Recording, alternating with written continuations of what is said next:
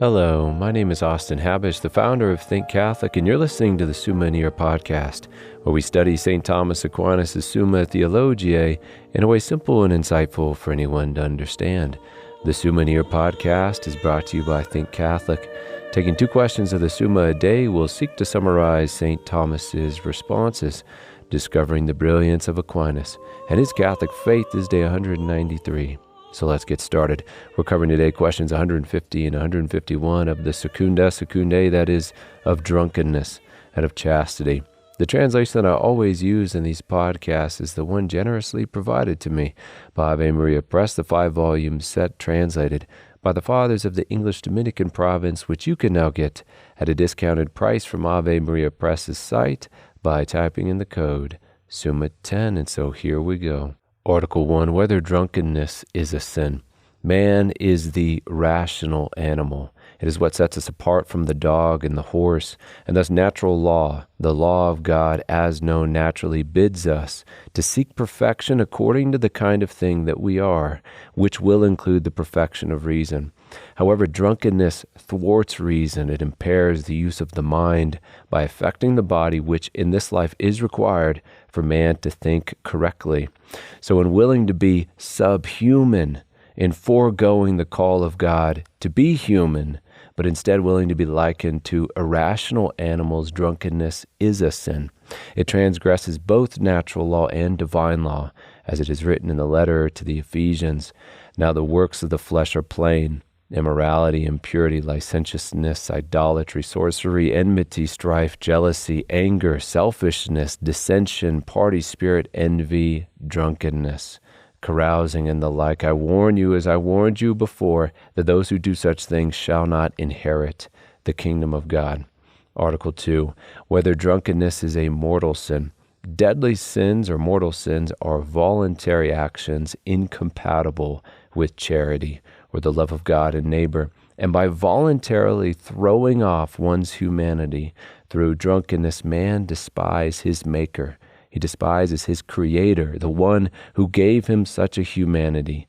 Now that's my personal take. Aquinas here, on the other hand, argues that drunkenness is a mortal sin since it implies voluntarily removing our protection and guide away from sin, which is reason. As he puts it here, drunkenness is a mortal sin because then a man willingly and knowingly deprives himself of the use of reason, whereby he performs virtuous deeds and avoids sin, and thus he sins mortally by running the risk of falling into sin. In a word, one sins mortally by discarding that which keeps him from sinning mortally, which is reason.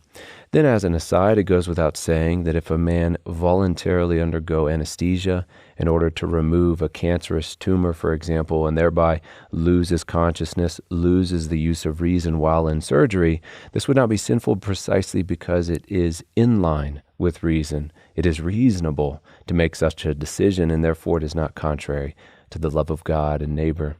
Article 3, whether drunkenness is the gravest of sins. In a sentence from this article, according to Gregory, spiritual vices are greater than carnal vices. Now drunkenness is one of the carnal vices.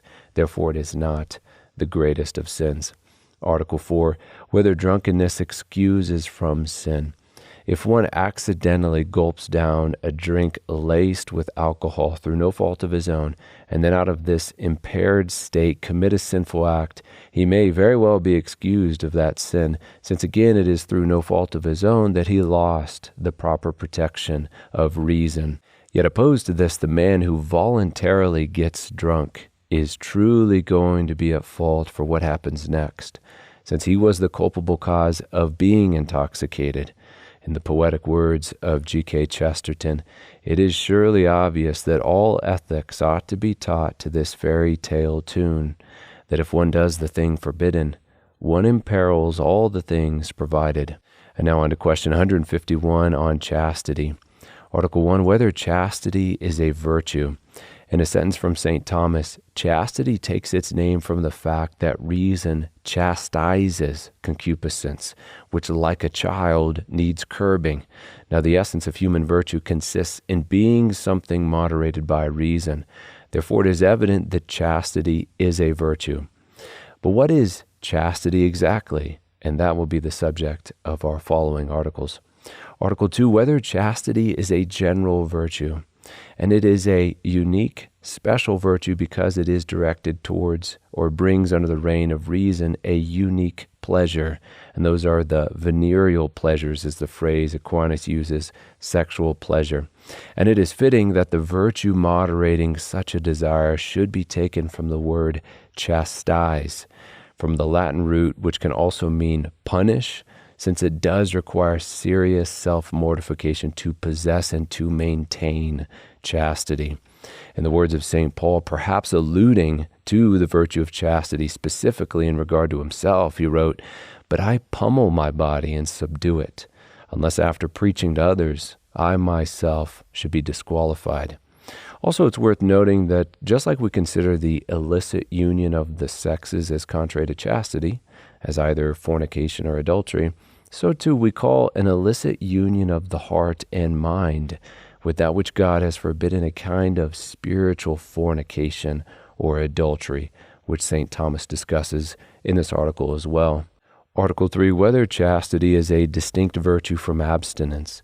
Now, temperance as a virtue has as its object the pleasures of touch, but since there are different kinds of pleasures of touch, we have different kinds of virtues to moderate them.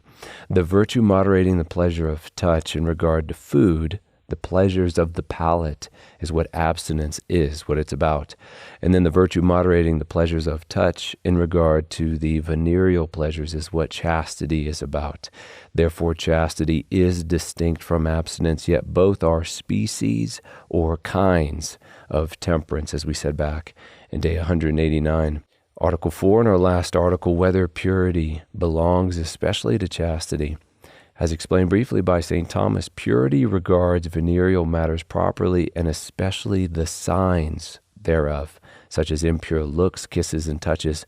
And since the latter are more wont to be observed, purity regards rather these external signs, while chastity regards rather sexual union. Therefore, purity is directed to chastity, not as a virtue distinct therefrom, but as expressing a circumstance of chastity. Nevertheless, the one is sometimes used to designate the other. So purity, which comes from the Latin word shame, according to Aquinas, is not really distinct from chastity, which makes man ashamed of illicit sexual acts. But purity is commonly used, since it is derived again from the word shame, for virtue in regard to those intimate acts preluding sexual intercourse, which are more visible, such as, again, looks, kisses, touches, etc., as Aquinas notes. And with that, we come to the close of another episode. We have just finished covering questions 150 and 151 of the Secunda Secundae, that is, of drunkenness and of chastity. My name is Austin Habish with Think Catholic, and I cannot wait to see you tomorrow.